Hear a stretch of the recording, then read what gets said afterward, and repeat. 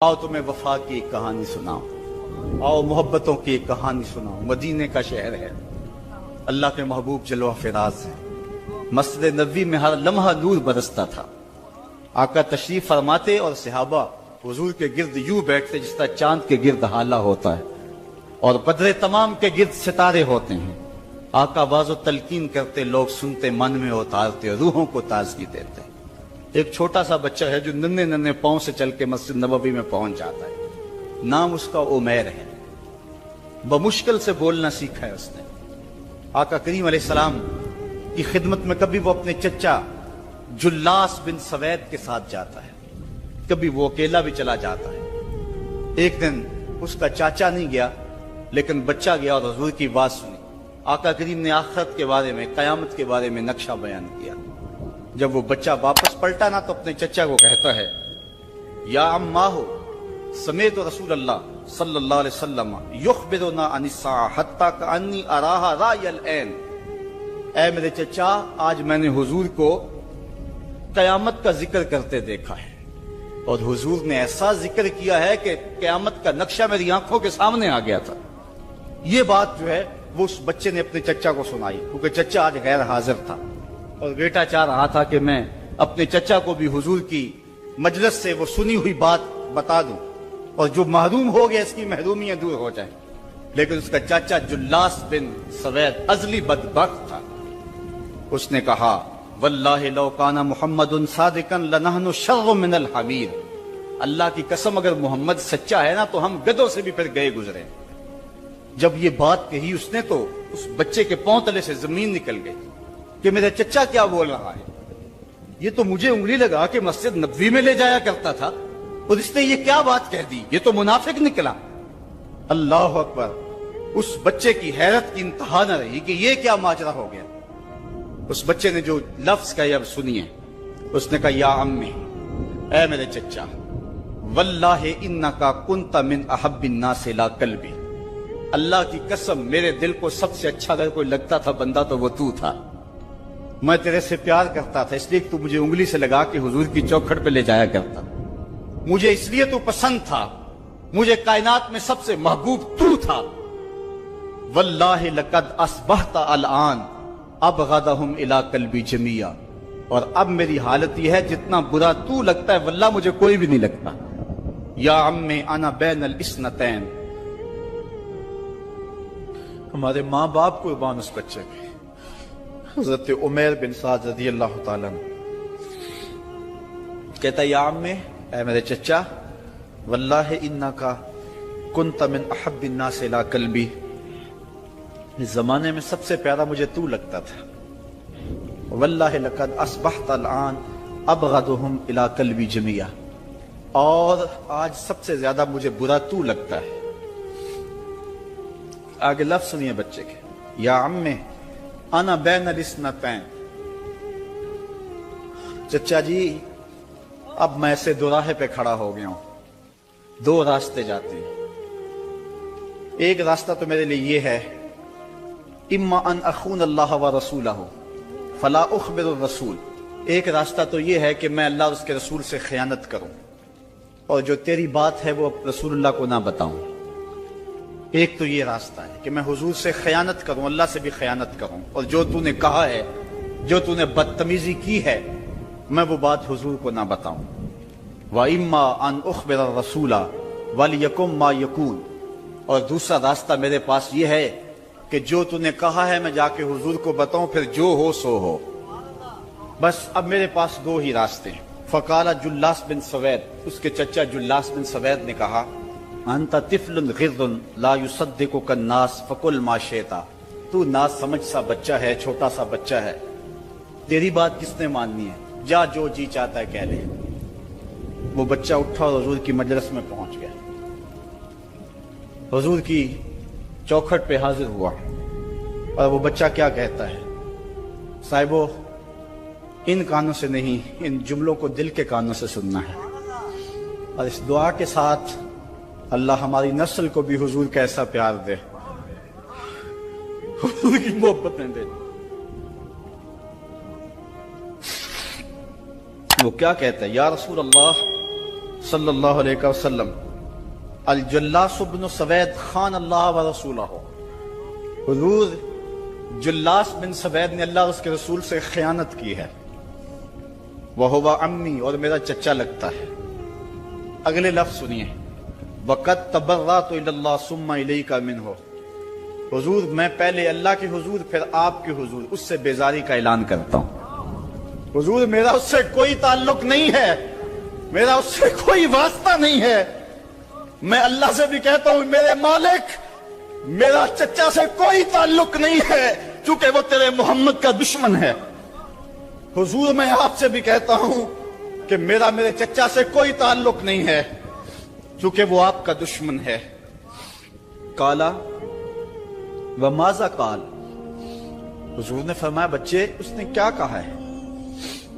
بچے نے ساری کہانی سنا دی کہ میں نے آپ کی تقریر سنی، آپ کی گفتگو سنی اور جا کے بتائی تو اس نے کہا کہ اگر وہ سچے ہیں تو پھر تو ہم گدھوں سے بدتر ہو گئے۔ حضور نے صحابہ کو بلایا، کہا کہ یہ واقعہ پیش آیا ہے، بتاؤ کیا کریں؟ صحابہ نے عرض کی ھذا طفل صغیر لا تصدقه فهو لا یعی ما یقول والجلاس بن سوید یصلی معنا وهو شیخ کبیر وعاقل، حضور یہ بچہ چھوٹا ہے، کم عقل ہے، کم سمجھ ہے، یہ تو اپنی بات بھی نہیں صحیح طرح سمجھ سکتا، جو کہتا ہے تو وہ بھی نہیں جانتا، اور جلاس بن سوید بڑی عمر کا آدمی ہے، ہمارے ساتھ نمازیں پڑھتا ہے اور عاقل شخص، تو آپ اس بچے کی بات کی پرواہ نہ کیجیے اور اس کی خبر کی تصدیق نہ کیجیے۔ ادھر جلاس بن سوید کو جب پتا چلا تو اس نے بھی قسمیں کھانی شروع کر دی کہ میں نے تو کوئی بات کہی نہیں ہے، ایک چھوٹے سے بچے نے جا کے ویسے ہی بات کر دی۔ تو حضور نے اس بچے کی بات کو نظر انداز کیا صحابہ کے کہنے پہ۔ اب اس بچے نے جب دیکھا کہ میری بات حضور نے قبول نہیں کی ہے تو اس نے جھولی پھیلا لی اور آسمان کی طرف دیکھ کر کے کہا اللہم ان کنت صادقا فصدقنی وان کنت کاذبا فکذبنی، اے اللہ اگر میں جھوٹا ہوں تو مجھے جھوٹا کر دے اور اگر میں سچا ہوں تو میری سچائی کا اعلان کر دے۔ یہ بچے نے جب بات کی تو ابھی اس نے منہ پہ دعا مانگ کے ہاتھ نہیں پھیرے تھے کہ جبریل آ گئے، اور سورہ توبہ کی آیت نازل ہوئی یحلفون باللہ ما قالوا وَلَقَدْ قَالُوا كَلِمَةَ الْكُفْرِ وَكَفَرُوا بَعْدَ إِسْلَامِهِمْ، یہ قسمیں کھاتے ہیں کہ ہم نے یہ بات نہیں کی ہے، محبوب انہوں نے اسلام لانے کے بعد کلمہ کفر بولا ہے، انہوں نے کلمہ کفر بولا ہے، اس نے بات کہی ہے۔ تو اللہ تعالیٰ کے محبوب نے اس بچے کو اپنے پاس بلایا، کہا مرحبا بالذی صدقہ ربہ من فوق سبع سماوات، خوش آمدید وہ بچے جس کی 7 آسمانوں سے اوپر رب نے بھی گواہی دی ہے، جس کی رب نے بھی گواہی دی ہے۔ پھر حضور نے اس بچے کے کان کو پکڑا اور فرمایا وفت اذنک یا غلام وصدقک ربک، بچے تیرے کان نے ٹھیک ہی سنا تھا اور تو وہ ہے جس کی گواہی اور جس کی تصدیق میرے رب نے فرمائی۔ اللہ اکبر۔ حضرت عمر رضی اللہ تعالیٰ عنہ کا دور آیا تو انہوں نے حضرت عمیر بن سعد انصاری رضی اللہ تعالیٰ عنہ کو حمص کا گورنر بنا دیا، اور پھر جب وہ فوت ہوئے تو حضرت عمر روئے، فرماتے کاش کہ میرے پاس عمیر جیسا کوئی دوسرا آدمی ہوتا اور میں مسلمانوں کی محافظت کے لیے اسے مقرر کرتا۔ اللہ اکبر۔ تو حضور علیہ الصلوۃ والسلام کی محبت اور حضور کے ساتھ وفا کا یہ رشتہ اور یہ تعلق اور یہ گہرا ربط اللہ تعالیٰ کی محبت کا بندے کو مستحق کرتا ہے۔ اللہ نے بھری بزم کے اندر اس بچے کو عمیر بن سعد رضی اللہ تعالیٰ عنہ کو جھوٹا نہیں ہونے دیا۔ تو اقبال کہتا ہے کی محمد سے وفا تو نے تو ہم تیرے ہیں، یہ جہاں چیز ہے کیا لوح و قلم تیرے ہیں۔ کسی امیر شخص کا نام ہے کیا بدن کے اوپر پیوند لگے لباس پہننے والے وہ فاقہ مست کیا امراء کی فہرست میں آتے تھے؟ ہمیں تو وہ کہانی بھی اسلام کی غربت کی یاد آتی ہے کہ جب احد کے اندر 70 شہیدوں کے لاشیں پڑے ہوئے ہیں تو حضرت صفیہ حضور کی پھپھی اپنے بھائی حمزہ کے لیے 2 چادریں لے کر کے کفن کی آتی ہے، تو حضور علیہ السلام نے فرمایا کہ جس قبر میں حمزہ کو دفن کیا جائے اسی قبر میں مصعب بن عمیر کو بھی کفن دیا جائے اور دفن کیا جائے، اور کہا میرے چچا کے لیے اس کی جو بہن میری پھپھو جو 2 چادریں لے آئی ہے، کہا ایک چادر ہم مصعب بن عمیر کو دیں گے۔ یہ مصعب بن عمیر کون ہے؟ تاریخ پڑھو، کتنی دل آویز تاریخ ہے۔ مکے میں ایک امیر ترین خاتون ہے جس کے بیٹے کا نام مصعب ہے، اور وہ اپنے بیٹے کو اتنا خوبصورت لباس پہناتی ہے اور اتنے خوبصورت خوشبو اور عطر اس کو لگاتی ہے کہ مصعب بن عمیر جن گلیوں سے گزرتے تھے دیر تک وہ گلیاں مہکتی رہتی تھی۔ لوگ کہتے تھے یہاں سے مصعب گزر کے گیا ہوگا اس لیے یہ گلیاں مہک رہی ہیں۔ اچھا پھر مصعب پہ نظر پڑتی ہے میرے محمد عربی کی، اور مصعب بن عمیر حضور کی زلفوں کا اسیر ہو جاتا ہے۔ ماں کافرہ ہے، جب پتہ چلتا ہے تو اس کا لباس بھی چھین لیتی ہے، سہولتیں اور آسودگیاں بھی واپس لے لیتی ہے۔ پھر وہ وقت بھی آیا کہ مصعب بن عمیر حبشہ کی جانب ہجرت کر جاتے ہیں۔ مکے کے حالات کچھ تھوڑے سے خوشگوار نظر آئے تو وہ حبشہ سے واپس مکے جب پلٹے تو ان کے بدن پہ جو چادر تھی وہ جگہ جگہ سے پھٹی ہوئی تھی۔ میرے آقا کریم علیہ السلام نے دیکھا تو حضور کی آنکھوں میں آنسو ٹپکنے لگے۔ کہا یہ وہی مصعب ہے جو اتنا خوش پوش نوجوان تھا کہ میں نے پورے مکے میں اس سے خوبصورت لباس پہننے والا کوئی دوسرا شخص نہیں دیکھا، اور آج میرے مصعب کو پہننے کے لیے جو چادر میسر ہے وہ بھی جگہ جگہ سے پھٹی ہوئی ہے۔ یہ اسلام کی غربت کی کہانی ہے، اور آج احد میں یہی مصعب بن عمیر شہید ہو جاتے ہیں اور ان کے لیے کفن بھی دستیاب نہیں ہے۔ حضور نے کہا جو میرے چچا کے لیے 2 چادریں لائی ہیں ان میں سے ایک کا کفن مصعب کو دے دو نا، اور دوسری چادر سے کفن میرے چچا کو دے دیا جائے۔ اچھا حضرت مصعب کے لیے بڑی چادر رکھ دی گئی، اور حضرت امیر حمزہ کے لیے جو چادر تھی وہ چھوٹی تھی، اگر سر ڈھانپتے تھے تو پاؤں ننگے ہو جاتے، اگر پاؤں ڈھانپتے تھے تو سر ننگا ہو جاتا۔ حضور نے فرمایا میرے چچا کا سر ڈھانپ دو اور پاؤں کے اوپر اذخر نامی گھاس ڈال دو۔ میں یہ اسلام کی غربت کی کہانی تمہیں سنا رہا ہوں، جب میرے رسول کے چچا کے لیے پورے کفن کا ٹکڑا بھی دستیاب نہیں تھا، اسلام اس وقت بھی عزت پا گیا تھا، اسلام اس وقت بھی ذلیل نہیں تھا، اسلام اس وقت بھی سربلند تھا، اور اسلام اس وقت بھی عزتوں کی مسند پہ تھا۔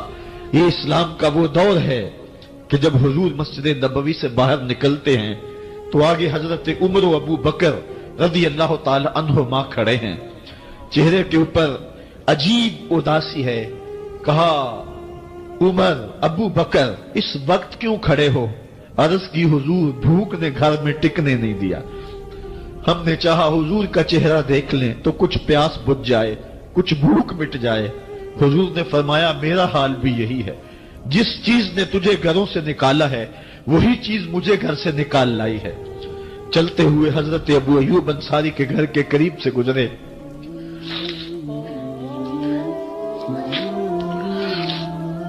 حضور کی خوشبو پا کے وہ باہر آ گئے۔ عرض کی بندہ نواز آج میرے مہمان نہیں بنتے؟ حضور نے کہا تمہاری مرضی۔ گھر لے گئے، چٹائی بچھائی، حضور کو بٹھایا، گھر والوں کو بکری کا بچہ ذبح کر کے دیا، کہا جلدی جلدی کھانا تیار کرو، میرے آقا کو بھوک لگی ہوگی۔ یہ کہہ کے واپس آئے، حضور کے پاس بیٹھے، نظر چہرے پہ پڑی تو گھبرا گئے۔ نکاحت کے آثار اتنے واضح تھے کہ سمجھ آ رہی تھی کتنے دنوں سے حضور نے کچھ نہیں کھایا۔ اٹھ کے باغ میں چلے گئے، کھجوروں کا خوشہ توڑا، حضور کے سامنے رکھا، کہا بندہ نواز جب تک کھانا تیار نہیں ہوتا یہ کھجوریں تناول فرمائیں۔ تھوڑی دیر کے بعد کھانا دسترخوان پہ لگ گیا، حضور سے عرض کی گئی حضور آئے کھانا تناول کر لیں۔ حضور نے دسترخوان پر تشریف فرما ہو کر کے حضور نے کپڑا اٹھایا تو حضور نے جب دیکھا کہ کھانا ہے تو حضور نے ایک روٹی لی اور چند بوٹیاں اٹھائیں اور ایک خادم کو بلا کر کے کہا جاؤ ہمارے گھر دے آؤ، میری بیٹی فاطمہ کتنے دنوں سے بھوکی، کہا جاؤ ہمارے گھر دے آؤ، میری فاطمہ کتنے دنوں سے بھوکی بیٹھی ہوئی ہے، مال کے کونین ہیں گو پاس کچھ رکھتے نہیں۔ دو جہاں کی نعمتیں ہیں ان کے خالی ہاتھ میں. آپ کو پتا ہوگا کہ جب میرے رسول کا انتقال ہوا ہے، حضور کا وصال ہوا ہے، تو حضور کی ایک زرہ ایک یہودی کے گھر میں گروی رکھی ہوئی تھی. حضور نے زرہ رکھ کر کے اس سے قرض لیا ہوا تھا. یہ اسلام کی غربت کی کہانی ہے، اور پھر اللہ نے اسلام کو امارت کے رنگ بھی دیے. آؤ تمہیں کہانی سناؤں. حضرت عدی بن حاتم روایت کرتے ہیں، صحیح بخاری میں روایت ہے. یہ حاتم تائی کے بیٹے ہیں. کہتے ہیں میں حضور کی خدمت میں حاضر ہوا. ایک شخص آیا، کہنے لگا حضور غربت نے میرا برا حال کر دیا ہے. اور اس نے شکایت کی غربت کی، پسماندگی کی اور اپنی معاشی بدحالی کی. پھر ایک شخص آیا، کہنے لگا حضور میرے پاس دولت تو ہے، لیکن میں نے جس منزل پہ جانا ہے راستہ پر خطر ہے، تو میرے لیے کیا حکم ہے کہ میں کیسے راستہ طے کروں. تو یہ دو لوگوں نے یہ باتیں کی. تو حضرت عدی کہتے ہیں کہ حضور نے روح سخن میری جانب موڑا اور میری جانب مخاطب ہو کے کہا عدی تو نے ہیرا دیکھا ہے؟ عدی کہتے ہیں میں نے عرض کی حضور دیکھا نہیں، سنا ہے. ہیرا یہ شہر ہے عراق کا. تو حضور نے فرمایا عدی تو نے ہیرا دیکھا ہے؟ میں نے کہا نہیں حضور دیکھا نہیں، اس کا تذکرہ سنا ہے. فرمایا عدی اگر اللہ تجھے زندگی کی مہلت دے تو ہیرا سے ایک خاتون چلے گی، تو اپنی آنکھوں سے دیکھے گا اور مکے تک پہنچے گی اور اللہ کے گھر کعبہ کا طواف کرے گی، اور اس کو ہیرا سے لے کر کے مکے تک اللہ کے علاوہ کسی کا ڈر نہیں ہوگا. کہتے ہیں کہ میں نے دل میں کہا کہ پھر بنو طے کے ڈاکو مر گئے ہوں گے جنہوں نے عرب کے اوپر روب ڈال رکھا ہے، تو وہ تو پھر ختم ہو گئے ہوں گے.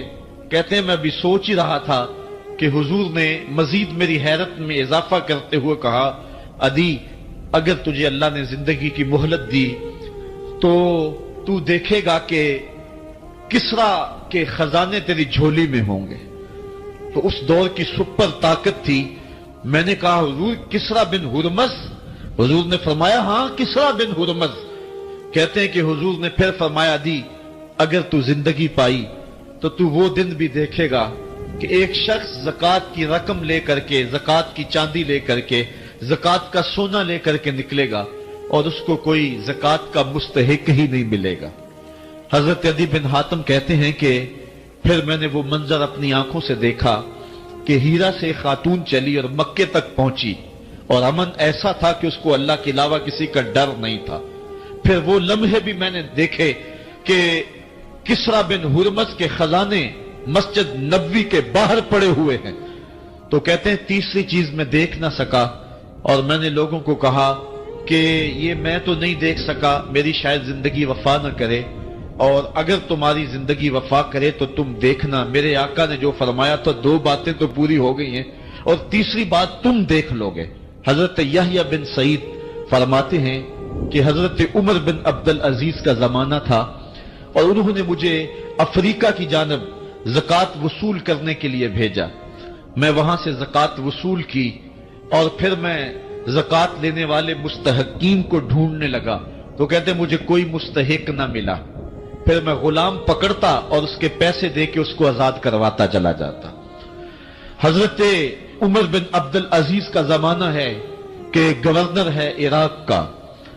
وہ حضرت عمر بن عبدالعزیز کو لکھتا ہے کہ اتنی رقم ہے، اس کا کیا کرنا ہے.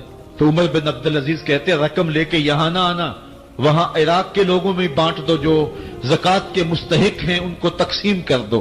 تو گورنر لکھتا ہے جو مستحق ہے ان کو دے دی، اب کوئی مستحق نہیں رہا تو میں کیا کروں. تو حضرت عمر بن عبدالعزیز کہتے ہیں جو مقروض ہیں ان کا قرض اتار دو. تو کہتے ہیں کہ ہاں قرض بھی میں نے اتار دیا ہے، رقم پھر بھی بچ رہی ہے، کیا کروں. تو حضرت عمر بن عبدالعزیز نے پھر لکھا جو شخص شادی کرنا چاہتے ہیں ان کا حق مہر ادا کر دو.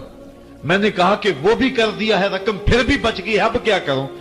تو حضرت عمر بن عبدالعزیز نے مجھے لکھا کہ جو غیر مسلم ہیں جنہوں نے ٹیکس دیا ہوا ہے، جتنا ٹیکس دیا ہے اس سے دگنے پیسے ان کو قرضے میں دے دو، اور ان کو کہو جاؤ اس کا کاروبار کرو، کھیتی باڑی کرو، اور ساتھ انہیں یہ بھی کہہ دینا قرض کی فکر نہ کرنا، اور زیادہ اس میں پریشان نہ ہونا، جب دے سکو گے دے دینا، یہ دور بھی پھر اسلام نے دیکھا اور یہ گھڑیاں بھی دیکھی، جب چیتھڑے پہنے ہوئے تھے، جب پیوند لگے لباس پہنے تھے، جب پیٹ میں ڈالنے کے لقمہ بھی نہیں تھا، اللہ کا دین اس وقت بھی غالب تھا، اور جب گلیوں کے اندر ریشم بکھرا ہوا ہوتا تھا، کوئی اٹھانے والا نہیں تھا، دین اس وقت بھی غالب تھا۔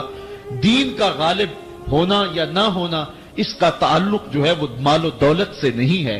اقبال کہتا ہے کہ زوال بندائے مومن کا بے زری سے نہیں، مومن کا زوال بے زری سے نہیں ہے، بلکہ اس کا سبب کوئی اور ہے۔ وہ سبب ڈھونڈنا ہے کہ ہم دنیا میں رسوا ہو کے کیوں رہ گئے، ہم زمانے کے سامنے تماشا کیوں بن کے رہ گئے، آج نبی کی امت پوری کائنات میں رسوا ہو کے کیوں رہ گئی، آج ہمارا تماشا دیکھا جا رہا ہے، آج بھوکے کتوں کو ہماری بے شمار بہنوں کے اوپر چھوڑا جا رہا ہے اور اس کا تماشا دیکھا جا رہا ہے۔ کیا ہم نے یہ دن بھی دیکھنے تھے؟ ہم نے سراغ لگانا ہے۔ دولت کی قلت اور کثرت یہ ثانوی چیزیں ہیں، ہم نے تاریخ میں دیکھا ہے، ہم کبھی مالی طور پہ کمزور تھے، رسوا نہیں ہوئے۔ اور ایک روایت حضرت سلیمان بن سرد رضی اللہ تعالی عنہ سے مروی ہے، کہتے ہیں کنت جالسا مع النبی صلی اللہ علیہ وآلہ وسلم، میں حضور علیہ السلام کی مجلس میں بیٹھا ہوا تھا، دو لوگ تھے، وہ آپس میں الجھ رہے تھے، ان میں سے ایک شخص کا چہرہ غصے سے سرخ ہو گیا، رگیں پھولی ہوئی تھیں اور ایک دوسرے کے لیے سب و شتم کا ماحول پیدا ہو گیا تھا۔ اللہ کے رسول صلی اللہ علیہ وآلہ وسلم نے ارشاد فرمایا، میں ایسا کلمہ جانتا ہوں کہ اگر یہ کلمہ پڑھ لیں تو ان کا یہ غصہ زائل ہو جائے گا، ان کی جو کیفیت ختم ہو جائے گی، اور وہ کیا ہے؟ اعوذ باللہ من الشیطان الرجیم۔ یہ پڑھ لیں تو جو ان کے اندر ہے وہ چلا جائے گا۔ تو لوگوں نے اس شخص کو کہا جس کی رگیں پھولی ہوئی تھی اور غصے سے اس کا چہرہ سرخ ہوا جا رہا تھا کہ تعوذ پڑھو، اعوذ باللہ من الشیطان الرجیم پڑھو۔ اور یہ اللہ تعالیٰ نے قرآن مجید میں ارشاد فرمایا ہے کہ جب غصے سے انسان بے قابو ہو جائے تو اس کو چاہیے کہ وہ اپنے غصے سے باہر نکلنے کے لیے تعوذ پڑھے۔ ایک روایت میں ہے اللہ کے محبوب نے ارشاد فرمایا، تم میں سے اگر کوئی شخص غصے میں آئے تو وہ خاموش ہو جائے، تو خاموشی سے ہی غصے کا لیول نیچے آنا شروع ہو جائے گا۔ اور ایک روایت میں ارشاد فرمایا، جب تم میں سے کوئی شخص غصے میں ہو تو وہ کھڑا ہوا ہو تو وہ بیٹھ جائے، اور اگر اس کا غصہ اس سے زائل ہو گیا تو ٹھیک، ورنہ لیٹ جائے۔ یعنی اگر وہ کھڑا ہو تو بیٹھ جائے، اور اگر بیٹھنے کے باوجود بھی غصہ ختم نہیں ہونے پا رہا تو لیٹ جائے، خاموش ہو جائے، تعوذ پڑھے اور بیٹھ جائے یا پھر لیٹ جائے۔ تو یہ چار صورتیں غصے کو کم کر دیتے ہیں۔ تو غصے کو نافذ کرنے کی بجائے کوشش کرنی چاہیے کہ غصہ جو ہے وہ فروغ ہو جائے، چونکہ غصے میں انسان ایسے امور کر لیتا ہے کہ بعد میں اس کو سخت پچھتاوا ہوتا ہے۔ تو ایک شخص نے حضور سے کہا کہ حضور مجھے کوئی وصیت کیجئے۔ حضور نے اسے ارشاد فرمایا کہ تو غصہ نہ کیا کر۔ اس نے پھر کہا مجھے وصیت کیجئے، تو آقا کریم نے پھر فرمایا غصہ نہ کیجئے۔ اس نے پھر کہا، یہ بات ایک بار نہیں، اس نے کئی بار حضور سے پوچھی۔ وہ کوئی اور وصیت طلب کرنا چاہ رہا تھا کہ یہ تو ٹھیک ہے، کچھ اور وصیت بھی کیجئے۔ اس سے ایک تو اس شخص کی ذاتی صورتحال ایسی ہوگی، اور دوسری یہ ہے کہ اس نصیحت کی اہمیت کے پیش نظر کہ غصہ جب انسان کو آتا ہے تو وہ مغلوب ہو جاتا ہے اور بہت غلط فیصلے کر بیٹھتا ہے، اس لیے بار بار ایک نصیحت پر تاکید کرنا اور اس کا تکرار کرنا اس امر کی طرف توجہ دلاتا ہے کہ ہمیں معاملات کے اندر بہت معتدل رہنے کی ضرورت ہوتی ہے۔ جو شخص غصے کو نافذ کرنے کی طاقت رکھتا ہے، ایک تو ہوتا ہے کہ بندہ غصے سے خود اپنے آپ کو بے چین کرے گا، لیکن اپنے غصے کو نافذ نہیں کر سکتا، غصہ نکال نہیں سکتا، خود پیچ و تاب کھائے گا۔ لیکن یہ وہ شخص ہے جو غصے کو نافذ کر سکتا تھا، اس کے پاس طاقت تھی، لیکن اس نے اس کے باوجود غصے کو ضبط کیا۔ حضور علیہ السلام نے ارشاد فرمایا قیامت کے دن اللہ تعالیٰ لوگوں کے سامنے اسے بلائے گا تو اللہ تعالیٰ اسے اختیار دے گا کہ جنت کی حوروں میں سے جس کے ساتھ تم نکاح کرنا چاہتے ہو، جس کے ساتھ تم رہنا چاہتے ہو، تمہیں اس کا اختیار دیا گیا ہے، اس لیے کہ تم نے اپنے غصے کو ضبط کیا، اس کو نافذ کرنے کی طاقت کے۔ یہ بھی ہوتا ہے کہ کسی کو کسی عمل خیر کی توفیق ہو جاتی ہے تو وہ اس پر اللہ کا شکر کرنے کی بجائے دوسرے لوگوں کو جو فی الحال اس توفیق سے محروم ہیں حقارت کی نظر سے دیکھنا شروع کر دیتا ہے۔ بعض اوقات کسی کو نماز پڑھنے کی توفیق مل گئی تو وہ بے نمازیوں کو حقارت کی نظر سے دیکھنا شروع کر دیتا ہے، تو یہ اس کے عمل کا عجب اس کے عمل کو برباد کر دیتا ہے۔ اگر اللہ نے آپ کو خیر کی توفیق عطا کی تو آپ ان لوگوں کو خیر کی طرف لانے کی کوشش میں لگ جائیں جو خیر کی راہ پہ نہیں ہیں۔ بے نمازیوں کو نماز کا عادی بنانے کے لیے آپ کی جد و جہد شروع ہو جانی چاہیے کہ یہ خیر مجھے نصیب ہوا تو اس کو بھی نصیب ہو جائے، نہ یہ کہ آپ کسی کو حقارت کی نظر سے دیکھیں اور خود پسندی کے مرض میں مبتلا ہو جائیں کہ دیکھو میں نمازی ہوں اور میرے پاس یہ ہے اور فلاں کے پاس یہ نہیں ہے۔ تو اس پر اللہ کا شکر ادا ضرور کیجئے کہ اللہ نے مجھے توفیق عطا کی، لیکن کسی کو حقیر جاننے کی بجائے اس کو خیر کی راہ پہ لانے کی کوشش کریں، تو یہ آپ کے صالح اعمال کی قبولیت کا ذریعہ بن جائے گا۔ نہیں تو اگر ریا شامل ہو گئی تو عمل برباد، اگر تکبر آ گیا تو اللہ کو تو پسند ہی نہیں ہے، اگر عجب پیدا ہو گیا تو عمل کا نتیجہ آپ کو نصیب بھی نہیں ہو سکے گا۔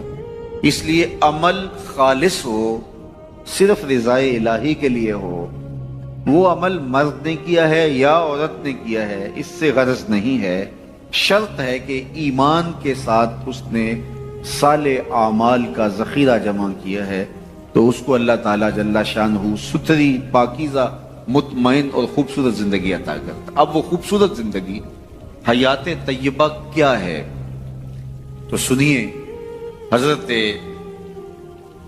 سعید بن جبیر رضی اللہ تعالیٰ عنہ فرماتے ہیں کہ حیات طیبہ سے مراد الرزق الحلال ہے۔ اللہ جل شانہ جس کو پاکیزہ اور ستھری زندگی عطا کرتا ہے اس کو رزق حلال عطا کرتا ہے۔ حلال رزق کا نصیب ہو جانا ایک خوبصورت زندگی کا نصیب ہو جانا ہے، کیونکہ حلال میں طمانیت رکھی گئی ہے۔ ایک شخص جتنا بھی حرام رزق اکٹھا کر لے اس کو اس سے طمانیت باطن، سرور باطن نصیب نہیں ہو سکتا، اس کے اندر اطمینان اور قرار نہیں آ سکتا، کیونکہ حرام میں یہ ہے ہی نہیں۔ تو حلال تھوڑا بھی مل جائے لیکن وہ حلال وہ باطن کی طمانیت کا سبب ہے، اندر کی روشنی کا ذریعہ ہے، اور ایک سرشار، مطمئن، خوبصورت اور خوشگوار زندگی کی ضمانت ہوتی ہے رزق حلال۔ اللہ ہم سب کو اپنی جناب سے رزق حلال ہی نصیب کرے، اور اگر ہم سچے دل سے یہ عہد کر لیتے ہیں کہ اللہ ساری زندگی تو ہمیں رزق حلال ہی دینا اور ہم بھی ساری زندگی حرام کے ایک لقمے سے بھی اپنے آپ کو محفوظ کریں گے، اللہ آپ کے لیے حلال کے راستے کشادہ کر